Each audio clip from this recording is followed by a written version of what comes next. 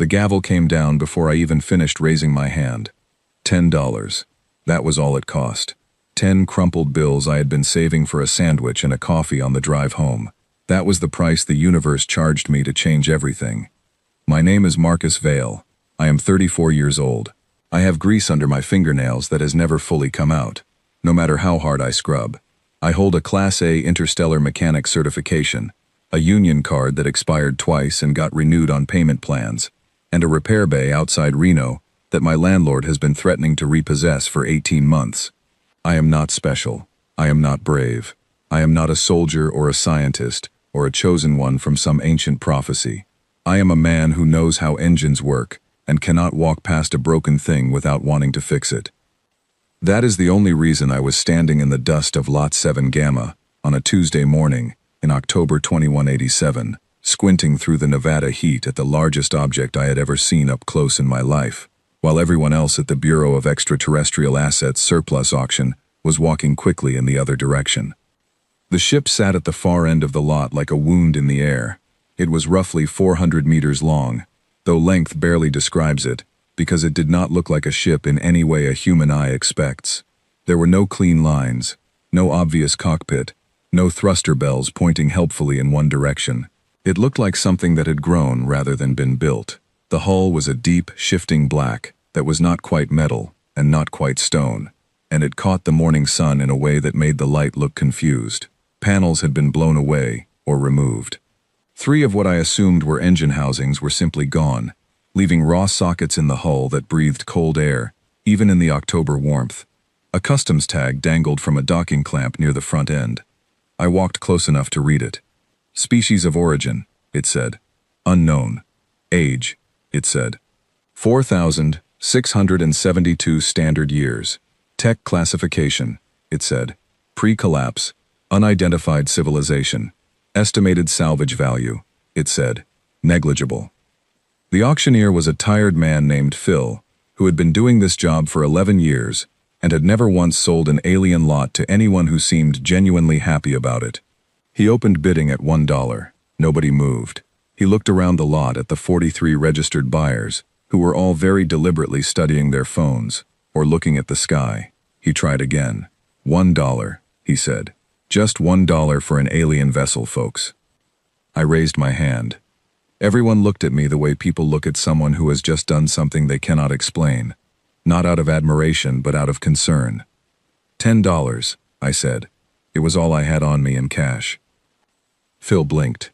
$10, he said, almost to himself. Do I hear 11? He did not hear 11. He did not hear anything except wind and the distant sound of a highway. The gavel came down. I signed the transfer papers with a pen that had almost run out of ink. I was the legal owner of a 4,672-year-old alien spacecraft that no one in the known galaxy had been able to identify, classify, or even approach without their equipment throwing errors. I rented an anti-gravity tug from a company 2 lots over and spent the rest of the afternoon dragging her home. My repair bay could not actually fit her. I had to park her in the scrubland behind the bay, with the rear 2/3 of her body in the open desert, covered with tarp sections I stitched together from 4 different rolls. My neighbor, a retired long-haul pilot named Gary, came out to his fence and stared for a long time without saying anything. "That alien?" he finally asked. "Government surplus," I said. He went back inside and, to his credit, never asked again. I worked on her every night that first week, with the same process I use on any job. Start at the outside. Learn the skin before you learn the bones. The hull material refused every standard test I had. My density probe could not get a reading. My spectrometer cycled through its entire library and returned an error code I had never seen, which translated in the manual to simply, material not recognized. When I ran my hand along the surface, which was warm, not hot, not cold, warm, the way skin is warm, and it did not reflect my flashlight so much as it absorbed it and gave it back slightly changed, slightly softer. The punctures in the hull told a story I could read even without understanding the language. Something had hit this ship very hard, in multiple places, at what looked like 2 different angles. The edges of the punctures were not torn. They were sealed. Whatever had punched through the hull had punched through it cleanly. and the hull had tried to close around the damage afterward, the way flesh tries to close around a cut, but there had been too much damage, and not enough time. I found traces of a sealant material that the hull itself had apparently produced, dried now into something that looked like dark amber and was harder than anything I had ever tried to drill through. On the 5th night I found the door. It was not marked. There was no handle, no panel, no seam I could see. I found it because I was running my palm flat along a section of hull near what I had started thinking of as the forward quarter, checking for stress fractures by feel, and my hand passed over a section that was cooler than the rest, just slightly, the way a window is cooler than a wall. I pressed my palm against it and held it there, and after 8 seconds, the hull opened. There is no better word for it. It opened the way an eye opens, a slow, smooth widening from the center outward, and the smell that came out was not the dead stale smell of a sealed space that had not been entered in years. It was clean air, old but clean, like air that had been kept safe on purpose. I went in. The interior was dark for the first 3 steps, and then gradually was not, because the walls produced their own light, soft and bluish white, responding to my presence the way a room with motion sensors responds, except quieter, more considered. The passageway I had entered was wide enough for 2 people to walk side by side, and it curved gently upward in a way that made my inner ear adjust without complaint. The floor was textured in a pattern my boots gripped naturally, as if it had been designed for feet, for a specific range of foot sizes, and human feet were close enough. I went slowly. I touched things carefully. I did not try to activate anything I did not understand, which was everything. I just walked and looked and listened. At the center of the ship, which I reached after 20 minutes of following the curving passageways inward, there was a chamber. It was large enough that my flashlight did not reach the far wall. The walls were covered in what looked like a language, or a mathematical notation, or both, carved or grown into the material of the wall itself, in characters that flowed into each other, without any clear starting point or end. In the middle of the chamber was a console of some kind. Not a human console with buttons and screens, but a smooth column of the same dark material as the hull, rising from the floor to chest height, topped with a surface that was slightly recessed, slightly warm, and completely unmarked. And from somewhere inside the ship, deep in the walls or the floor or the ceiling, a single light blinked. I stood there for a long time watching it. It blinked once every 4 seconds. It was not a distress signal. I have seen distress signals. They are frantic things, irregular, urgent. This was steady, patient.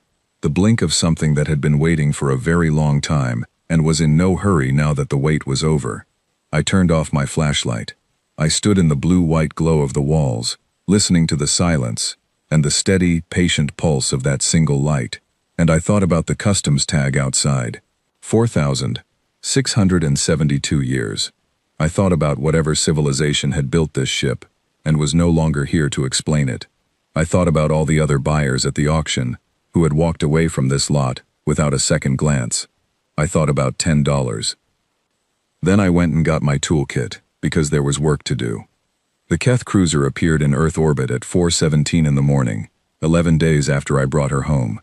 I know the exact time because it woke me up, not because of any alarm, not because of news alerts on my phone, but because the ship woke me up. I had been sleeping on a cot in the repair bay, with the bay doors cracked open so I could hear her, the way you sleep with the window open when someone you care about is unwell in the next room. At 4:17, the single blinking light changed. It became faster, not frantic, but faster, the way a heartbeat becomes faster when something significant has entered the room. I was on my feet and moving before I was fully awake. Inside her center chamber, every surface that had been dark was now lit. The carved notation on the walls was glowing, pulsing in slow waves from the floor toward the ceiling, rolling and rolling. The console column in the middle of the room had changed. The recessed surface at the top now showed something I can only describe as a map, though it was not flat, and it was not still. It was a 3-dimensional model of the solar system, rendered in pale gold light, and in Earth orbit, clearly marked, there was a shape I did not recognize. Large, armed, very deliberately positioned. I leaned over the console and studied it. My phone buzzed. It was Gary from next door. "Marcus," he texted. "You awake? Something just showed up on the military channels. Big alien ship in orbit, Nobody knows what it is. Thought you should know since you have that thing in your yard. I texted back, I know. Thanks, Gary. A sound came from the console. Not loud. A tone, low and even, and then a voice. Not a human voice, and not a translation. Not at first. Raw alien language. Something that sounded like deep water moving over shaped stone. Then, after 2 seconds, a second voice. And this one I understood perfectly. Owner of claimed vessel, it said. This is Trade Consortium of the Keth, authorized by High Charter, speaking to any occupant of the pre-collapse vessel, currently in unauthorized private possession. You are ordered to transmit your vessel's identity codes and stand by for legal transfer proceedings. This vessel and all its contents are property of the Keth Grand Consortium under the Galactic Recovery Act of 2019 standard. You have 1 hour to respond. I sat down on the floor of the chamber. 1 hour. They gave me 1 hour. I had 11 days of notes on this ship and I understood perhaps 4% of what I had observed. I had a customs receipt from the Bureau of Extraterrestrial Assets with a government seal and Phil the auctioneer's barely legible signature. I had $10 in expenditure recorded in my personal accounts, and I had a ship that was currently waking up faster than I could understand it. Walls blazing with ancient text, a map showing an armed alien vessel in orbit around my planet, and a tone from the console that was waiting for my answer. I am a mechanic. A mechanic does not panic when the job gets complicated. A mechanic takes stock of what he has, figures out what it does, and does the work. I found the communication system by feel and by logic. It was not where I expected it, but when I stood at the console and placed my hands flat on the recessed surface and simply thought about speaking outward, about projecting my voice, the ship understood me. I felt it understand me the way you feel an engine shift into gear, a smooth, certain engagement. I spoke clearly. This is Marcus Vale, I said. I am the registered owner of this vessel, purchased at public auction through the Bureau of Extraterrestrial Assets, Earth Government, Sol System, on the 14th of October 2187. I have a signed transfer of title, a government auction receipt, and a payment record. The sale was legal under Earth law and Soulgate Commercial Treaty. I am not standing by for any transfer proceedings. I am, however, happy to transmit my documentation if you would like to review it. The silence that followed lasted longer than I expected. When the Keth voice came back, it was different. Still translated, still calm on the surface, but with something underneath it, a quality I would later learn to recognize in alien diplomats, which is the specific sound of someone recalculating very quickly.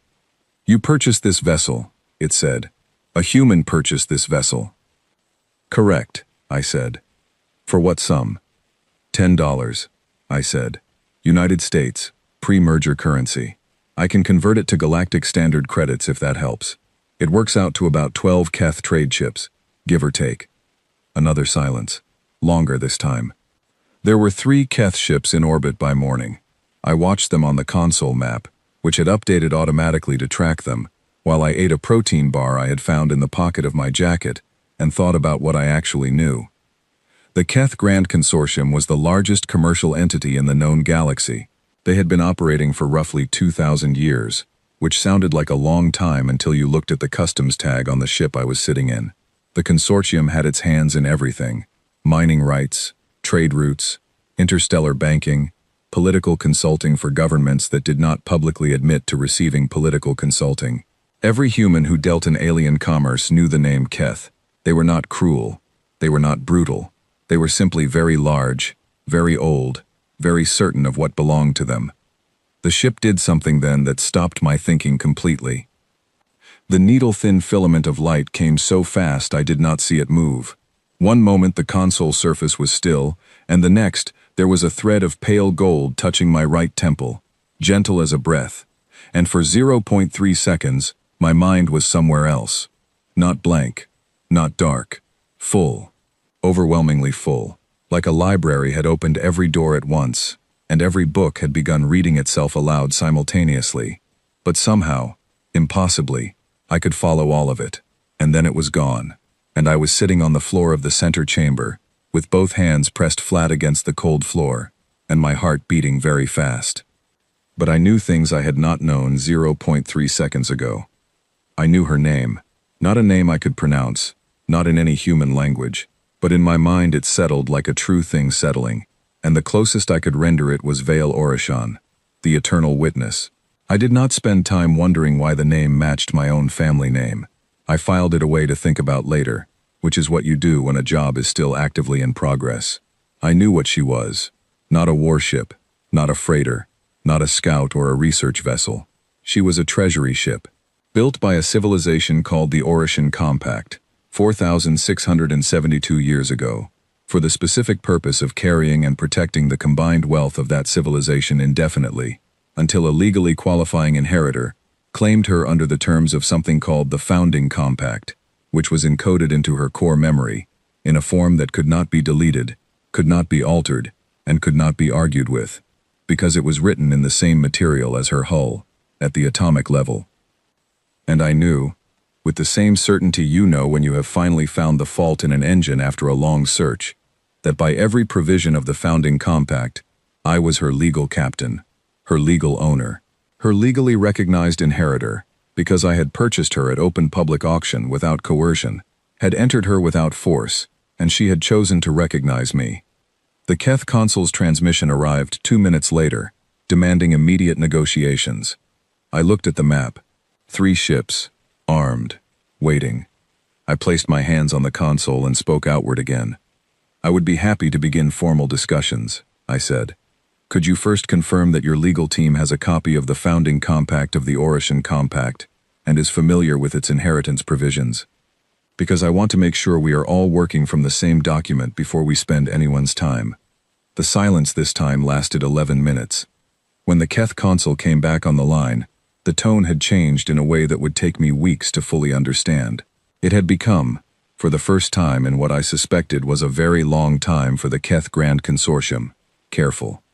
We will need to make some inquiries, the consul said. Take all the time you need, I told her. I am not going anywhere. I finished my protein bar. Outside, in the Nevada desert, the sun was coming up over the scrubland, turning the sky the color of an old bruise healing into gold. I could hear Gary's rooster, which Gary had never been able to explain to my satisfaction. I could hear the ship breathing around me, steady and patient and warm. I had a receipt for $10 and a 4,000-year-old legal document written into the bones of the most significant vessel in the history of the known galaxy. I pulled out my notebook and started making a list of everything I still needed to fix. The Keth legal team arrived at the Soul Gate 4 days later. There were 9 of them, and they came in a ship that cost more than the entire city of Reno, which I know because one of the junior consuls told me so as a negotiating tactic in the first 5 minutes of our first meeting. I wrote down the number he gave me and thanked him for it. The meeting happened aboard a neutral station at the Soul Gate, a small commercial hub called Platform 11 that mostly handled customs paperwork and sold bad coffee to long-haul pilots waiting for clearance. I arrived by shuttle with 1 bag, my certification folio, and a data chip containing every document I had from the Bureau of Extraterrestrial Assets auction. 9 alien lawyers in formal Keth dress, which involves a great deal of layered fabric in deep blue and silver, sat across a long table from me. They had brought 3 translators and a legal AI that occupied its own chair. I had brought my notebook. The lead counsel was a Keth named Orvash, who was approximately 140 years old, which is middle-aged for the Keth, and who had the specific manner of someone who has never in their professional career been surprised by anything, and intends to keep it that way. He placed a data folio on the table and opened it, and looked at me in the way that something very large looks at something very small, before deciding what to do with it. Mr. Vale, he said, we appreciate your willingness to discuss the situation. We want to begin by making our position clear. The vessel in your possession, which you refer to by the Orishan designation Veil Orishon, is an item of significant pre-collapse heritage. Under the Galactic Recovery Act of 2019 standard, heritage items of pre-collapse origin are subject to custody claims by any recognized galactic governing body that can demonstrate historical connection. I let him finish. I uncapped my pen. Can you define historical connection? I asked, in terms of the act. He looked at his legal AI. The legal AI produced a definition. I wrote it down. Thank you, I said. And under the act, does a historical connection claim supersede a valid commercial title transfer? He paused for just a fraction of a second. The legal AI began producing text at a rapid rate that I could not read from my angle. The act was drafted before the founding compact's provisions were fully catalogued in Galactic Registry, he said. Certain ambiguities exist. I put my pen down. I said, I have a question that I think might save us a great deal of time. Did any member of your legal team read the full text of the Orishan Founding Compact before this meeting? He said they had reviewed relevant sections.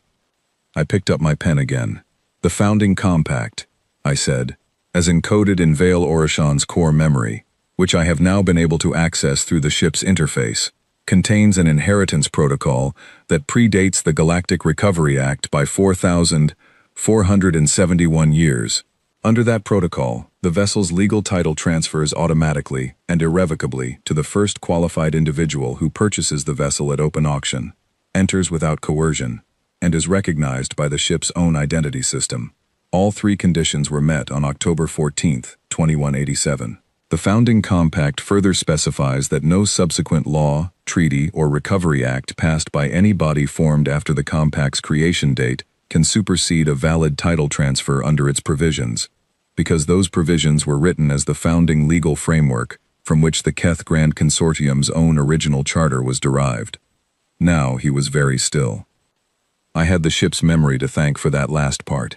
Veil Orishan had given me not just the Founding Compact but the chain of legal descent, the long thread of interstellar commercial law that ran from the Orishan Compact's founding documents all the way forward through 4,000 years of galactic commerce to the current Keth Grand Consortium Charter. The Keth had been built on Orishan legal philosophy. They had inherited Orishan contract structures. Their most fundamental operating principles were Orishan in origin, because the Orishan Compact had been, among other things, the greatest commercial civilization the galaxy had ever produced, and everyone who came after them had copied their homework. Which meant that the Keth Grand Consortium's own founding legal documents recognized the Orishan Founding Compact as a superior legal authority. Which meant that they were required, by their own charter, to honor a valid title transfer made under it. One of the junior consuls leaned forward and said something quickly in Keth that the translator did not catch. Orvash held up one hand, and the junior consul went quiet. He looked at me for a long moment. He was not angry. I want to be clear about that. He was something more interesting, which was genuinely reassessing something he had believed was settled. He was 140 years old, and he had not expected to need to reassess anything today.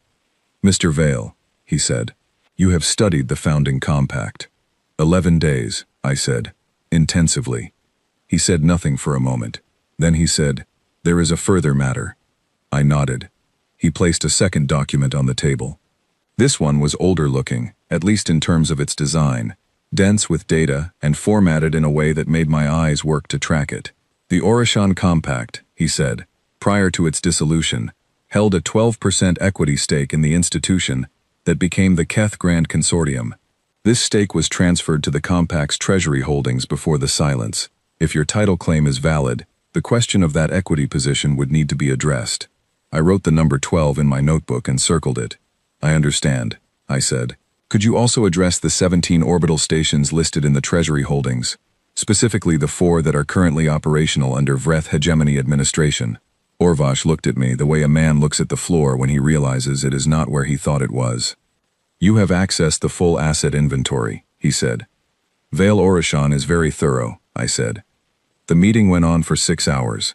At the end of it, Orvash stood and gathered his documents and looked at me across the table, and he said something I have thought about many times since. Mr. Vale, he said, in all my years of interstellar commerce law, I have never once sat across a negotiating table from someone who arrived carrying nothing but a notebook and a $10 receipt and left the room holding the legal high ground. I shook his hand, or the Keth equivalent of it, which involves pressing the back of your hand briefly against the back of theirs.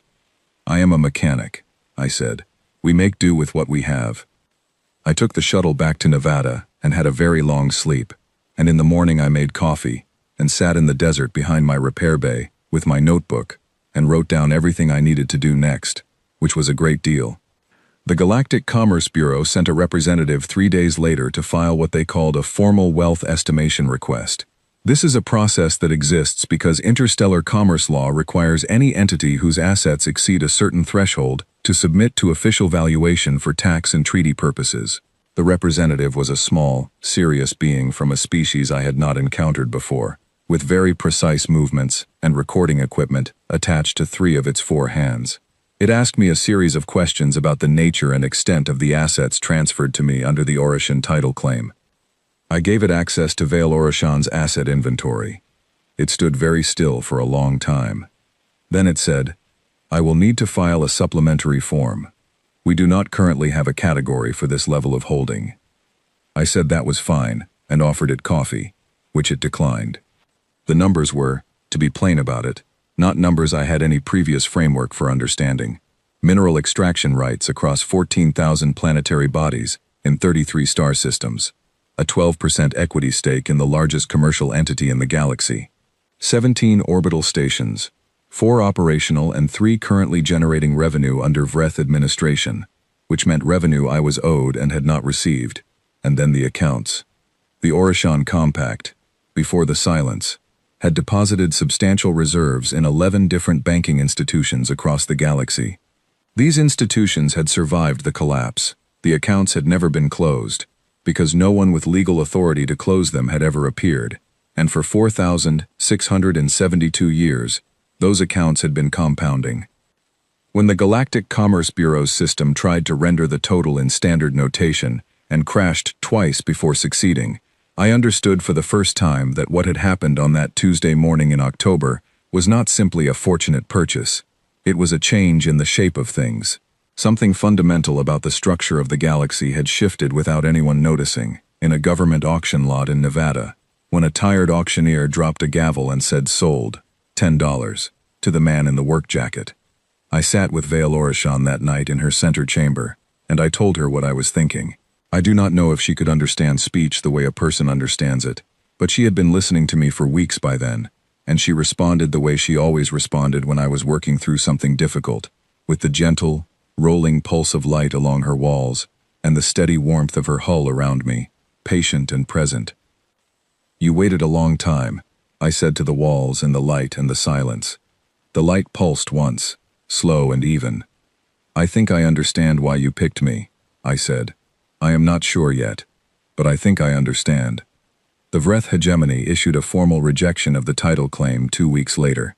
14 pages of legal argument written in 4 languages, rejecting every provision of the founding compact, denying the validity of the Bureau of Extraterrestrial Assets auction, questioning my identity, questioning the ship's identity, and concluding with a declaration that the 4 operational orbital stations under their administration were sovereign Vreth territory under the laws of continuous habitation and were not subject to any heritage claim, Orishan or otherwise. I read the document twice. Then I asked Vale Orishan to show me everything she had on the Vreth hegemony's fleet. She showed me. I sat looking at it for a while. 14,000 warships. The largest military force currently active in the galactic region. A civilization that had built its power over 800 years on the principle that size was argument enough. I thought about a ship that was 4,672 years old and had survived whatever took out an entire civilization without being destroyed. I thought about hull material that absorbed damage. I thought about the sealed punctures and the amber hardener the hull had produced, trying to close around them. I thought about the 11 days I had spent learning what she could do, and how much of it I still had not uncovered. I thought about the Orishan Compact, who had built a treasury ship so well protected that it had drifted undisturbed for 47 centuries, and who had done so because they had lived through 1 galactic war already. I wrote back to the Vreth hegemony's legal office that same night. "I appreciate the hegemony's position," I wrote. "I would like to request a 30-day period for informal discussion before any formal proceedings are initiated. During this time, I would ask that no additional construction, modification, or personnel movement occur on the 4 orbital stations currently under your administration. In return, I will make no formal demands on the revenue they have generated during the period of unauthorized occupation, pending a mutually agreeable resolution." The response came back in 6 hours. "The Vreth hegemony," it said, "does not negotiate with individuals." I wrote back, "I understand, I said. "Then I will see you at the Galactic Tribunal." But I was already walking toward the center chamber.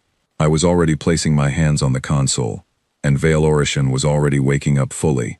For the first time in 4,672 years, every system coming online in sequence, a sound like a continent settling into place beneath my feet. I had never taken her off the ground. It was time to change that. I want to explain something about what happened next, because it is easy to hear the words 14,000 warships and think about fear. I will be honest. There was a moment, standing in the center chamber, as Vale Orishan climbed out of the Nevada desert under her own power for the first time in 47 centuries, when I felt the full weight of what I had agreed to by writing that message. Not regret, not fear exactly, something closer to the feeling you get when you have committed to a repair job, and the engine is now fully disassembled on your shop floor, and there is no way forward that does not involve finishing the work. So I did the work. She broke orbit smoothly, which surprised me even after everything, because any ship that has sat in a Nevada scrubland for 11 weeks should have structural complaints. She had none. Her systems came up in order, steady and coordinated, the way a practiced crew runs through a pre-flight, except she was doing it herself. I stood at the console and watched readouts appear. Not in any language I could read yet, but in a visual shorthand, I had begun to understand the way you begin to understand a new neighborhood, not by learning every street name but by recognizing patterns and landmarks. She was whole. Even with 3 engine housings missing and 17 hull punctures, she was whole, because she had been maintaining herself in low-power storage mode for 47 centuries, keeping her core systems in a kind of suspended readiness, waiting. The missing engine housings were not actually missing, I discovered. They were retracted, folded inside her hull in a configuration that made no sense to me geometrically, until she extended them, at which point I understood that the geometry I was applying was wrong, and that the Orishan Compact had understood space differently than we do, not as a container, but as a material. The Vreth border was 18 hours at standard transit speed. Vale Orishan covered it in 4, which is when the 14,000 warships became aware of her. They arranged themselves in the standard Vreth defensive configuration, which their military doctrine had not updated in 300 years, and which looked, on my console map, like a series of expanding rings centered on the 4 stations. It was an impressive sight by any human measure. I am not ashamed to say I stood at the console for a full minute simply looking at it. Then I opened a communication line to the Vreth Fleet Command, and I said, "This is Marcus Vale, legal owner of the vessel designated Vale Orishan, under the Orishan Founding Compact. I am requesting peaceful transfer of the 4 orbital stations listed in the Orishan Treasury Asset Inventory, reference numbers 7 through 10. I am not here looking for a fight. I would prefer to resolve this without anyone having a bad day." The response was not polite. It was also not unexpected. I placed both hands on the console. Here is what Vale Orishan does, that no one outside the Orishan Compact's inner engineering circle ever knew. She is not a warship. The customs tag had that much right. She is a treasury ship. But the Orishan Compact built their treasury ship to be capable of protecting itself from the most advanced military threat their civilization had ever faced. And their civilization had faced a great deal. Her defensive systems do not fire. They do not destroy. They read. Everything built from Orishan-derived materials, which includes the better part of 2,000 years of galactic shipbuilding, because Orishan metallurgical techniques were the most advanced available for most of recorded interstellar history, carries the Compact's signature at the molecular level. Not a mark, not a stamp. Something deeper. The Orishan signed their work the way a master builder signs a bridge. Not with a name, but with a method. A set of principles so embedded in the material itself that the material cannot exist without them. And Vale Orishan can read that signature, and she can speak to it. The Vreth warship that moved to intercept her first was a Hegemony-class destroyer, 800 meters long, crew of 400, armed with enough conventional firepower to take out a small moon. Its hull was constructed from a Vreth alloy, developed 200 years ago from Orishan metallurgical records recovered during the collapse. Vale Orishan reached out and spoke to it, not to the crew, to the ship, to the material itself. And the material, recognizing the authority of the voice that was speaking to it, responded. The destroyer's navigation systems shifted. They did not fail. They did not crash. They simply received new primary navigation authority and accepted it, the way a device accepts a new administrator. The ship did not stop moving. It began moving in a new direction, alongside Vale Orishan, maintaining a respectful distance. Its weapons still live but pointed at nothing in particular. This happened 14 more times in the next 40 minutes. By the time I reached the first orbital station, I had 15 Vreth warships in a loose formation around me, all of them still fully crewed, all of them still fully armed, none of them under the command of the Vreth hegemony any longer. The crews inside them were, I would later learn, extremely confused but physically unharmed. No one had been hurt, nothing had been destroyed. The ships had simply changed whose orders they were following, at a level below the crew's ability to override. I opened the communication line to Vreth Fleet Command again. I said, I have the 3 stations.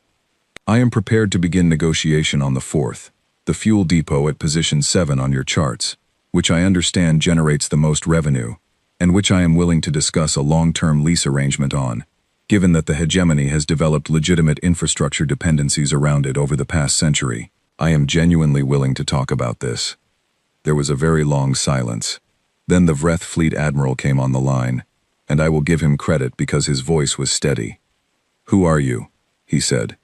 I am Marcus Vale, I said. I am a mechanic from Nevada. I bought this ship at a government auction for $10.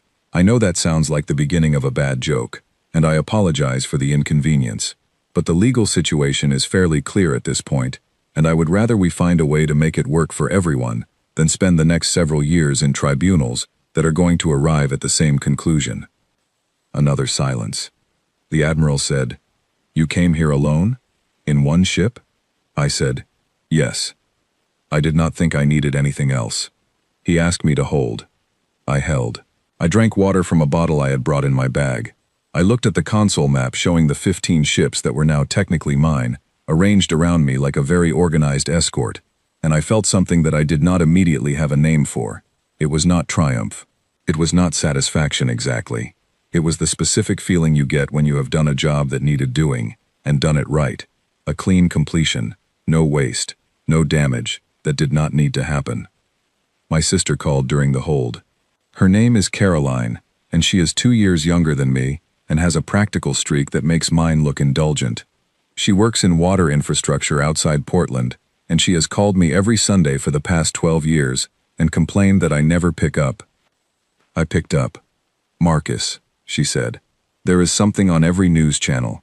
There is a thing happening near the Vreth border that is making a lot of governments very upset. Is this related to that ship you bought? Yes, I said. Are you okay? Yes. She was quiet for a moment. She said, Is it going to be okay in general? I looked at the map. I looked at the console. I looked at the walls of Vale Orishan, warm and steady around me, patient as they had been patient for 47 centuries. Yes, I said. I think it is going to be fine. She said she would call Sunday. I said I would pick up. She said that was what I always said. The Vreth Admiral came back on the line and said the hegemony was prepared to discuss terms. I said I appreciated that. I said I wanted to begin with the revenue question, specifically the amount owed from the operational period of the 3 stations I had just taken custody of, and I would be sending a detailed accounting as calculated by Vale Orishan's financial records shortly. There was a pause, and the Admiral asked if I required anything else. Coffee would be wonderful, I said, but I understand if that is logistically complicated. He did not laugh. The Keth consul I spoke to 3 days later, when she heard that part of the story, did. The 11 delegations arrived at Neutral Station Corvette in the 3rd week of December, and the fact that all 11 came is something historians will write about for a long time. Not because 11 species agreeing on a meeting location is unprecedented, though it nearly is, but because every single one of them came without weapons. No armed escort ships, no standby fleets at the edge of sensor range. They came the way parties come to a negotiation that they already understand the outcome of, and they want to see how it is going to be said, more than they want to argue about it. I came by shuttle from Vale Orishan, who was holding position at the edge of the system. I had the 15 Vreth ships with me by this point, along with 6 Keth vessels that had realigned under her authority during a tense 3-day standoff near Keth space, that had resolved without incident once the Keth legal team confirmed the founding compact's provisions in full. 21 ships, all of them fully crewed by their original crews, all of them in perfect mechanical condition, none of their people harmed. That was the number that changed the temperature of every room I walked into for the next month. 21 ships. Not destroyed. Reclaimed. The head of the delegation was Ambassador Thesha of the Keth, who was 5,011 years old, which means she had been a functioning adult before the Orishan Compact had built Vale Orishan, and who had therefore been alive for the entire sweep of history I had been reading about in the ship's memory. She was small, and she moved slowly, and she had 8 amber eyes that tracked independently and missed nothing. When I walked into the council chamber at Corveth and sat down across from 11 delegations, it was Thesha who spoke first.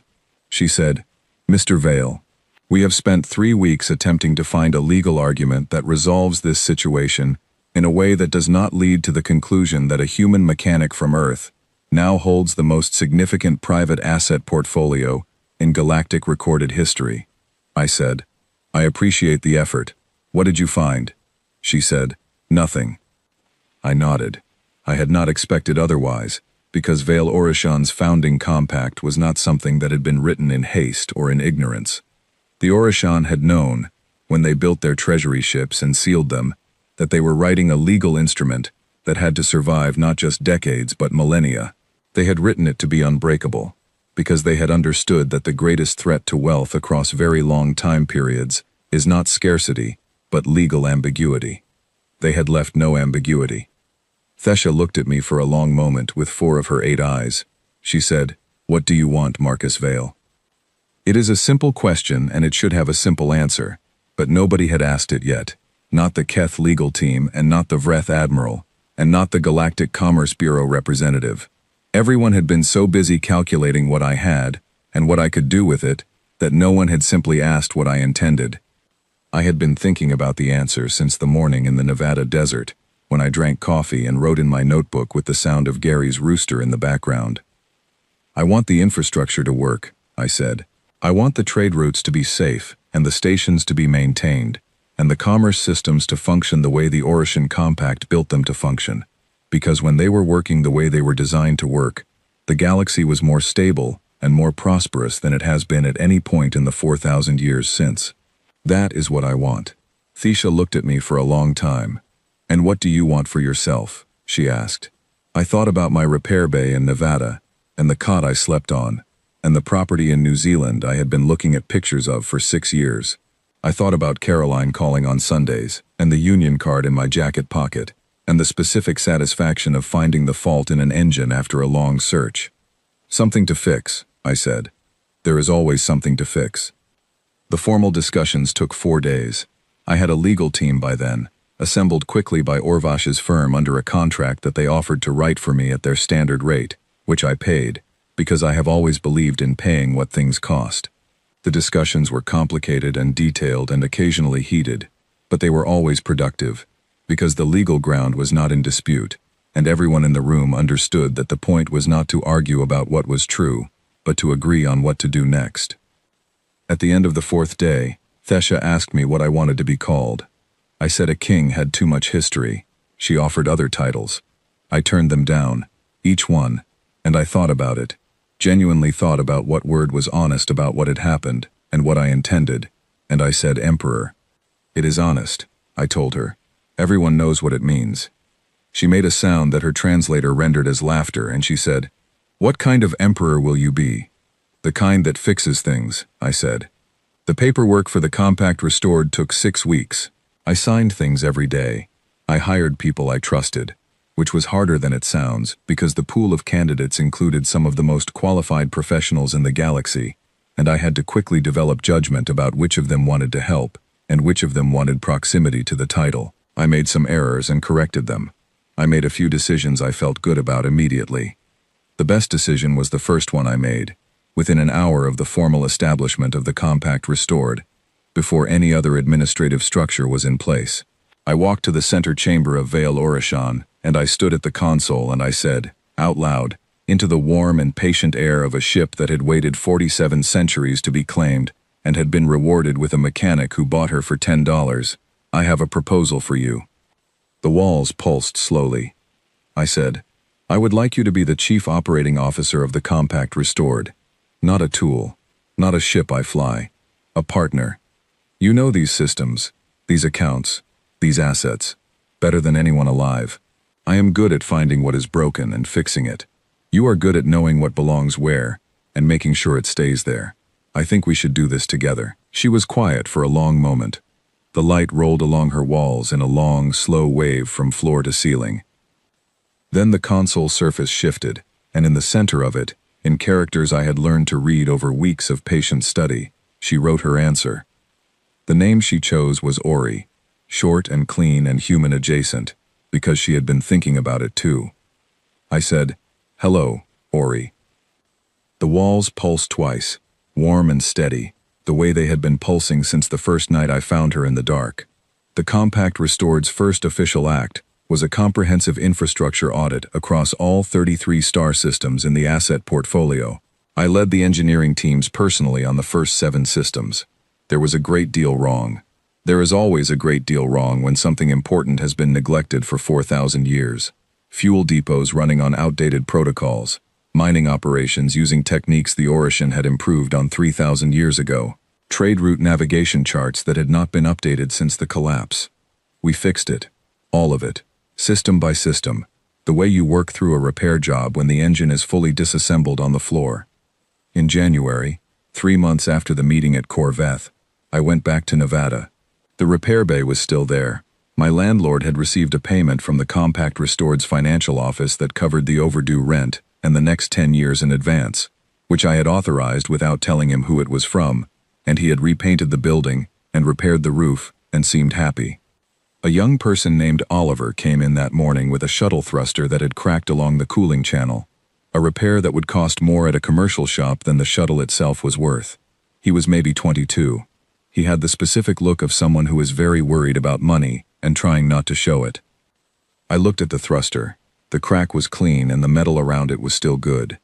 An hour's work, maybe less. What's your budget? I asked him. He named a number that would cover the materials and nothing else. That works, I said. He stared at me. He said he had been to 3 shops, and they had all turned him away. 4 is your lucky number, I said. I put on my work gloves and got to work. My union card was in my jacket pocket, renewed last month, same as always. The rep had tried to waive the fee again. I had paid it, same as always. Ori was managing 300 ongoing commercial negotiations across the galaxy and had flagged 14 infrastructure anomalies for my review when I was done with the thruster. I had a call at noon with Thesha about a new framework for pre-collapse heritage recognition that we were drafting together. In the afternoon there was a meeting with the Vreth about the fuel depot lease, which was going well and would probably be settled by the end of the week. But right now there was a cracked thruster on my workbench and a young man standing in the doorway of my shop who needed it fixed. My father used to say that a good mechanic can fix anything if you give him enough time and do not tell him it is impossible. He meant it about engines. He was right about engines. He just never said anything about empires. I picked up my torch and started the work.